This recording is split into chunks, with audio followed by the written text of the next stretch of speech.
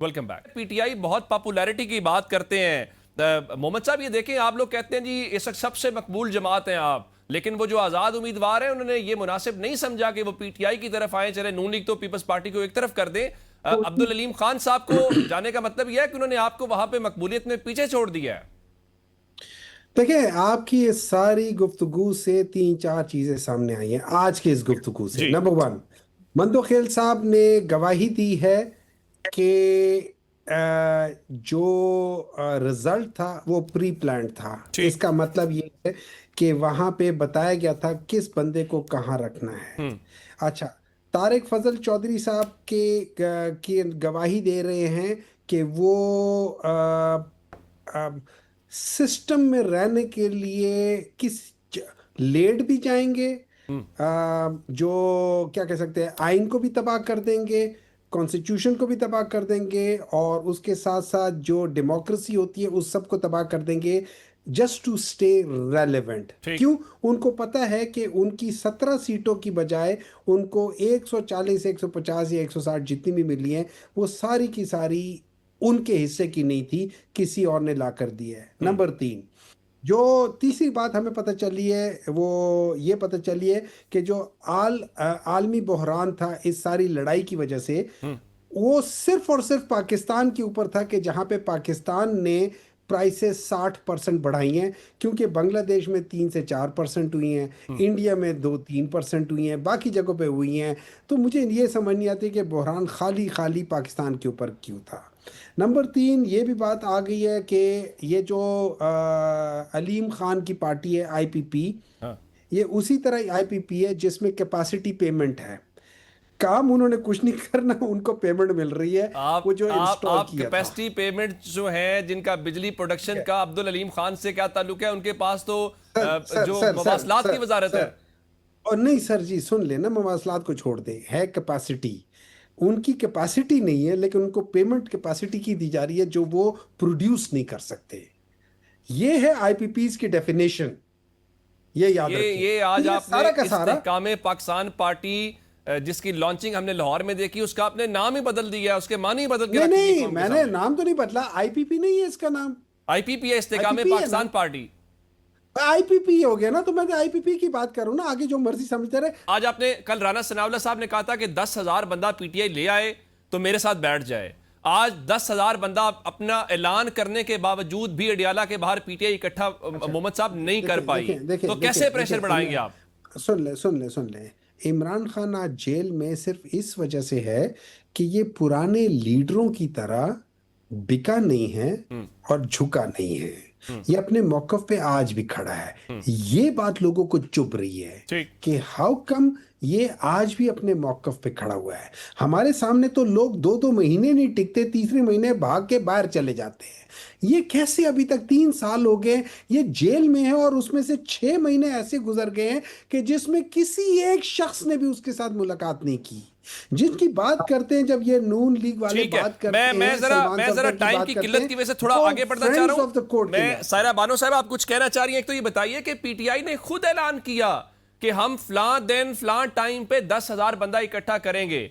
आज उस ऐलान के बावजूद हमने अडियाला के बाद, चले मुलाकात नहीं हुई, वो तो अपनी जगह पे पहले भी नहीं हो रही थी, लेकिन पीटीआई के ये जब आप कहते थे कि हम बहुत पॉपुलर हैं, हम प्रेशर बिल्ड करेंगे, हम इस तरह से रिहा करवाएंगे, तो गवर्नमेंट को छोड़ते हैं, पीटीआई के पास आपको कोई स्ट्रेटेजी नजर आ रही है? ये खान साहब को रिहा करवा लेंगे? सुने, तफसील 2 मिनट देते तो दे जी दें। जी अभी आप प्लीज। कह रहे हैं कि बंदे नहीं निकाल सकते, क्योंकि पिछले 2.5 साल से क्या हो रहा है? ये जो 26 नवंबर में ये गोलियां चली, चादर चार दीवारी का तकद्दुस पामाल हुआ, जेलों में कितने कारकुन हैं, ये तमाम चीजें हैं। तो लोग जो कारकुन हैं दिल से तो साथ हैं, बट थोड़ा डर गए हैं। हम्म। बाकी आती है इनकी क्यादत की तरफ। हम्म। इनकी क्यादत ने बहुत कीमती वक्त जाया कर दिया, 8 फरवरी के बाद से था। और अब तो हाल ये है कि एक दूसरे से दस्तों गरेबां हैं, और गद्दारी के फतवे ट्विटर पर और फेसबुक पे बांटे जा रहे हैं। ठीक। तो जो असल कॉज थी वो कॉज भूल चुके हैं। अब ग्रुप्स तो पहले भी थे। मैं हमेशा बोलती आई हूँ कि जिस वक्त हमारी जीडीए से भी मिलना था तो हमें पता नहीं था कि हमने किस ग्रुप से मिलना है। अच्छा। आया असद कैसल ग्रुप से मिलना है, खोसा ग्रुप से मिलना है, या गंडापुर ग्रुप से मिलना है। अब तो मतलब इन पार्टी में इतने लोग हैं कि मतलब मुझे दिली दुख होता है कि अब इन बेचारों को खुद समझ नहीं आ रही कि आया जब सुहेल अफरीदी बात करते हैं तो पंजाब से भागे हुए एक शेख वकास अकरम जो वहां पर छुपे में जो असेंबली नहीं आते, खुदा जाने उनको सारा कौन सी वो चीज है, वो वहां पर बैठा उस चीज को डिनाई करते हैं। गंडापुर जो उस वक्त तो चले गए, फिर उसके बाद उनके हरकारे छोड़े हुए, तो एक अजीब सा क्योस है। जो बोलने वाले थे आलिया हमजा मलिक, आपको पता है कि 80-90 दिन हो गए वो कहां पर है? कि उसमें अपनों का ही हाथ था कि वो खातून पंजाब के लोगों को एक्टिव कर रही थी, वो बात कर रही थी।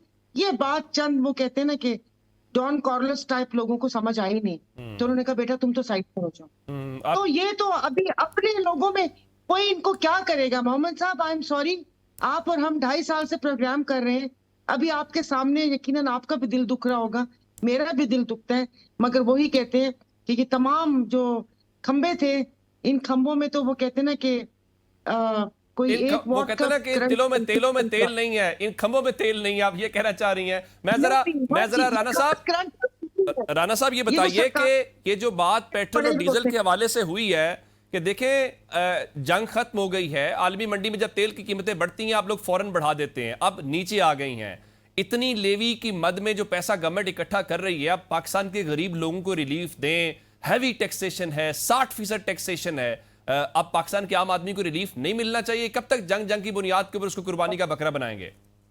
जी गोंदल साहब, मैं आपकी बात का बिल्कुल रिस्पॉन्ड करूंगा, लेकिन उससे पहले मेरे जो मसूफ इधर दोस्त हैं उन्होंने बात की कि ये जो आलमी बहरान है सिर्फ पाकिस्तान के ऊपर है, दूसरी कंट्रीज के ऊपर नहीं है। मैं इनसे पूछना चाहता हूं कि पाकिस्तान में तो कहीं भी जो शॉर्टेज नहीं हुई, तो ये जिन ममालिक का जिक्र कर रहे हैं वहां पे इन्होंने हाल नहीं देखा? लोगों ने किस तरह 5-5 घंटे वहां पे खड़े होकर पेट्रोल पंप्स की लाइनों पे और पेट्रोल लिया और फिर बाद में लड़ाइयां होती रही, और जो उधर हालात थे सारी दुनिया को पता है। यूरोपियन कंट्रीज जैसे ममालिक के साथ हुए, हमारे नेबरिंग कंट्री में हुए। हाँ, नो डाउट वो लोग आईएमएफ के चुंगल में नहीं है, हम लोग आईएमएफ के चुंगल में। हमें किसने फंसाया? हमने, हमारी पिछली गवर्नमेंट ने, जो पीटीआई की गवर्नमेंट थी, उन्होंने फंसाया। हमारे लीडर मियां मोहम्मद नवाज शरीफ ने 2017 के अंदर हमें आईएमएफ से निजात दिला दी थी।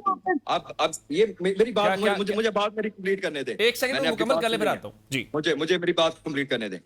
हमें आईएमएफ के चुंगल में इन्होंने फंसाया है, हम लोग आईएमएफ के चुंगल में फंसे हुए हैं। हाँ, नो डाउट, जहां तक आपने बात की है, ये आलमी मुआहिदा हो गया, शुक्र अल्हम्दुलिल्लाह, साइन होने दे। जो पेट्रोल प्राइसेस डाउन हुई हैं उसका रिलीफ अवाम को दिया जाएगा और इसके समरात आएंगे और पाकिस्तानी अवाम के लिए आएंगे। ये थोड़े से आफ्टर शॉक्स हैं, ये इंशाल्लाह 1-2 हफ्ते के अंदर आप देखेंगे चीजें फिर उसी लेवल पे आएंगी जिसका ख्वाब मियां मोहम्मद नवाज शरीफ ने देखा है और जिसके लिए तगो तो हमारी बहन मरियम नवाज शरीफ साहिबा पंजाब में कर रही है और हमारे वजीर आजम जो है वो वफाक में कर रहे हैं और हमारे जो फील्ड मार्शल में पूरी दुनिया के अंदर वजीर आजम के साथ मिलकर अपने सफारती महाज के ऊपर पाकिस्तान का जो आप कह रहे हैं कि वो कहेगा। मैं मंदो खिल साहब की तरफ अपना जाना है, सारे साहब क्विक कमेंट कीजिएगा, आप कुछ कहना चाह रहे हैं? प्लीज, मैं आपसे रुखसत चाहूंगी इसलिए कि मेरी तबीयत खराब हो रही है। ठीक है, बिल्कुल ठीक है।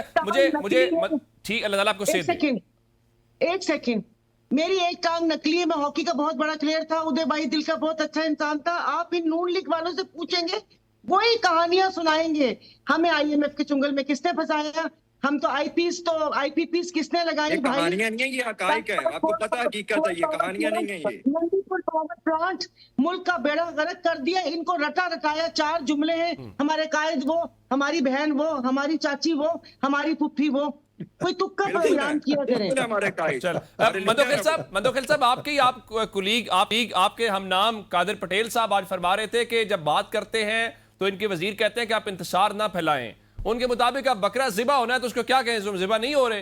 यानी अब गवर्नमेंट जो है वो इतनी हैवी टैक्सेशन कर रही है पेट्रोल के ऊपर, डीजल के ऊपर, ये जंग खत्म हो गई है। ये पाकिस्तान के लोगों से ये लेवी वाली जंग कब खत्म होगी आपकी गवर्नमेंट की? देखिए, जिस शख्स ने ये बजट बनाया है, मैं किसी का नाम नहीं लूंगा, उस शख्स को दोनों पांव से सलाम कि दोनों हाथों से सलाम होता है। 483 रुपए कमाने वाला शख्स गरीब नहीं है। अच्छा, उस शख्स को जिसने बजट बनाया, दोनों पांव से सलाम, जिसने 70 लाख तनख्वाह वालों पर टैक्स कमी कर दिए। उस शख्स को दोनों पांव से सलाम, जिसने जहाज की बिजनेस क्लास में टैक्स में कमी कर दी है। बताया ना गरीब कहाँ है? आप मुझे बताओ, 2700 अरब रुपए जो आपने आवाम का खून चूस के 2 माह के अंदर पेट्रोल आपने अड़प कर लिए और अभी आप कम होने का नाम नहीं ले रहे हो। 6 रुपए 2 रुपए इस तरह करके 160 रुपए पिछले 2 महीने के अंदर कमा लिया, बढ़ा दिए। और मैं ये कहूंगा शहबाज शरीफ साहब का 5वां साल है, इस 150 रुपए से लेके आज 375 रुपए में, आज की तारीख बता रहा हूँ, 375 रुपए में आवाम पेट्रोल खरीदने पे, ना अब ईरान ने रोका हमारा पे, ना अमेरिका ने रोका, ना हमारा टैंकर ने का, ना स्मगलिंग के जरिए ईरान से पेट्रोल की कमी हुई है, मगर उसके बावजूद आवाम के जोबों पे डाका डाला कि मैं करूं। ये अशराफिया पार्टी है, ये बनियों की पार्टी है, ये कारोबारी लोगों की पार्टी है, आवाम की, गरीब आवाम की इनसे दूर दूर तक गरीब वास्ता नहीं आवाम है। के बहरहाल वो कहीं ना कहीं सफर करें। इसके साथ खत्म हो गया जी प्रोग्राम का वक्त। मैं अपने मेहमानों का, कादिर मंदोखिल साहब का, सेनेटर हमायूं मोहम्मद साहब का, राना शहरियार अहमद साहब का और सायरा बानो साहब का शुक्रिया अदा करूंगा। आपने वक्त दिया। नाजरीन, इतना ही इजाजत दीजिएगा। खुदा हाफिज।